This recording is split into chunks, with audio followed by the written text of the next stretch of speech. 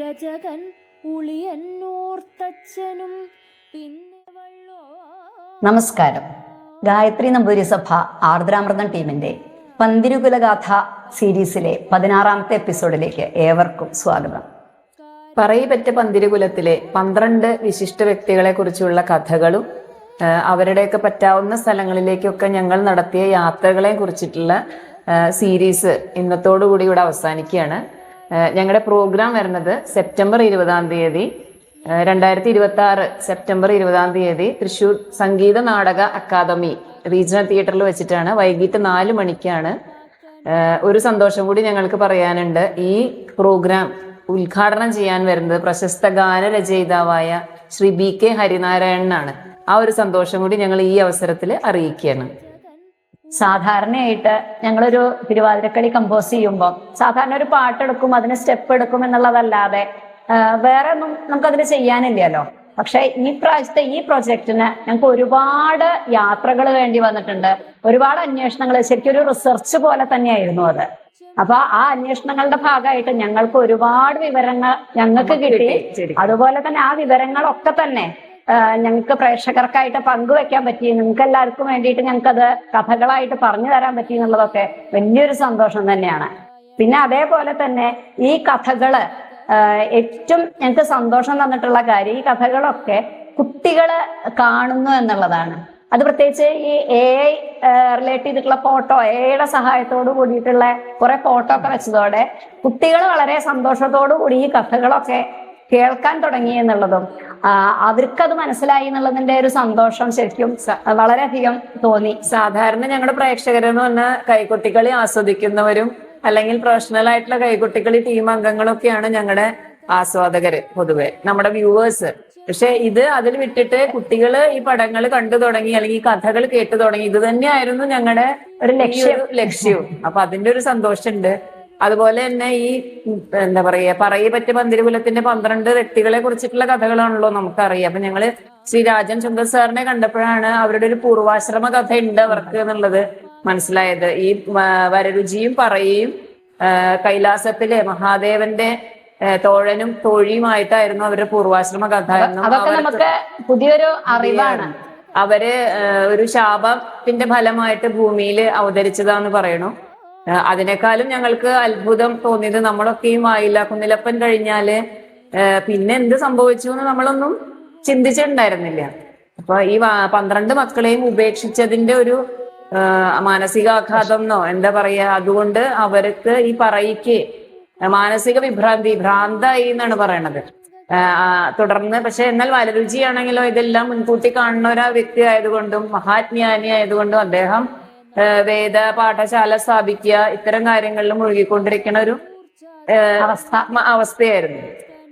അപ്പൊ ഈ പറയി പിന്നെ പത്തിരിപ്പാലയ്ക്ക് അടുത്തുള്ള തീപ്പാറ്റുകുഴി എന്ന് പറഞ്ഞൊരു സ്ഥലത്ത് വെച്ചിട്ട് ആത്മാഹുതി ചെയ്തു എന്നാണ് പറയണത്.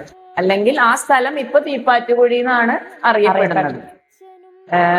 ഇത് പറയിയുടെ ഒരു ആത്മഹത്യക്ക് ശേഷം വരരുചിക്കും ഭയങ്കര മാനസിക പ്രയാസം ഉണ്ടായി എന്നും അദ്ദേഹം തന്റെ എല്ലാ മക്കളെയും വിളിച്ചുകൂട്ടി അവരുടെ ജന്മരഹസ്യം അറിയിച്ചു എന്നും തുടർന്ന് അദ്ദേഹം ഗോകർണത്ത് പോയിട്ട്, അതുപോലെ തന്നെ ആ താളിയോല ഗ്രന്ഥങ്ങളെല്ലാതും അഗ്നിഹോത്രിക്ക് കൊടുത്തു എന്നുള്ളതും, താളിയോല ഗ്രന്ഥങ്ങളൊക്കെ അഗ്നിഹോത്രിക്ക് കൊടുക്കുകയും അദ്ദേഹം ഗോകർണത്ത് പോയിട്ട് ധാരണ എന്ന പേരിൽ ഒരു അഗ്നി സ്വയം ഉണ്ടാക്കി അതിൽ ആത്മാഹുതി ചെയ്തു എന്നൊക്കെയാണ് കഥ. ഇതൊക്കെ നമ്മളുടെ എപ്പിസോഡ് 3 അല്ലെ, എപ്പിസോഡ് 3 രാജൻ സുന്ദർ വിശദമായി പറയുന്നുണ്ട്. ജസ്റ്റ് ഒന്ന് സൂചിപ്പിച്ചു എന്നേ ഉള്ളൂ. അപ്പൊ ഇതൊക്കെ ഞങ്ങൾക്ക് പുതിയൊരു അറിവായിരുന്നു. അപ്പൊ ഇങ്ങനെ കുറെ അറിവുകളും ഞങ്ങൾക്ക് ഇതിലൂടെ നേടാൻ സാധിച്ചു എന്നുള്ളതാണ് ഞങ്ങളുടെ ഒരു സന്തോഷം. ഈ അന്വേഷണത്തിന്റെ ഭാഗമായിട്ട് ഞങ്ങൾ ആദ്യം ചെന്നത് അഗ്നിഹോത്രിയുടെ ഇല്ലായിട്ടുള്ള വേമഞ്ചേരി മനയിലാണ്. അപ്പൊ അവിടെ ചെന്നപ്പോ അറിയാൻ പറ്റിയ ഒരുപാട് കാര്യങ്ങൾ അറിയാൻ പറ്റിയതില് ഒരു 10-20-25 വർഷം മുമ്പേ ഡോക്ടർ രാജൻ ചുങ്കർ സാറിന്റെ നേതൃത്വത്തിൽ, അല്ലെങ്കിൽ അദ്ദേഹത്തെ മുൻകൈ എടുത്തിട്ട് ഈ 12 ആളുകളെയും അല്ലെങ്കിൽ അവരുടെ കുടുംബക്കാരെ കൂട്ടിച്ചേർത്ത് ഒരു ഗെറ്റ് ടുഗദർ നടത്തി എന്നുള്ളത് ശരിക്കും ഞങ്ങൾക്ക് നല്ല ഒരു, അവിടെ ചെന്നപ്പോഴാ ഈ ഒരു കാര്യം അറിയാനായിട്ട് സാധിച്ചു. അതിന്റെ ഒരു ഫോട്ടോയും നമുക്ക് അവർ തന്നിട്ടുണ്ട്. മേഴത്തോ അഗ്നിഹോത്രി രജകൻ ഉളിയന്നൂർത്തച്ഛനും പിന്നെ വള്ളോൻ. അതേപോലെ തന്നെ ഞങ്ങൾ വേമഞ്ചേരി ഇല്ലത്തെത്തി. ഇപ്പൊ രമണിയടത്തിയെ കണ്ടു.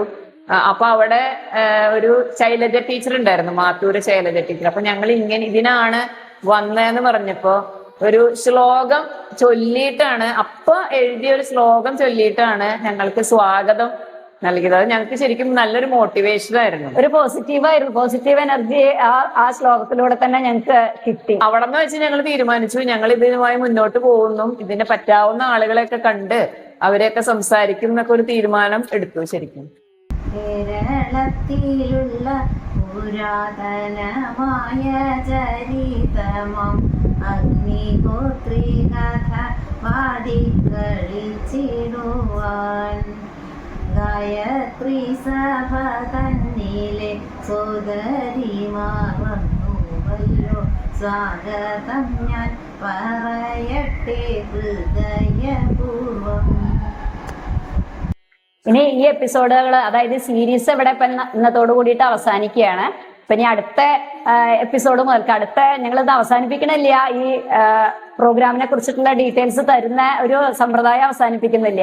അപ്പൊ അടുത്ത ഒരു എപ്പിസോഡ് മുതൽക്ക് ഈ പന്തിരുകുലഗാഥ ആർദ്രാമൃതത്തിലൂടെ എന്ന ഈ പ്രോഗ്രാമിന് ഒരുപാട് ആശംസകൾ പല വിശിഷ്ട വ്യക്തികളും ആശംസകൾ തന്നിട്ടുണ്ട്.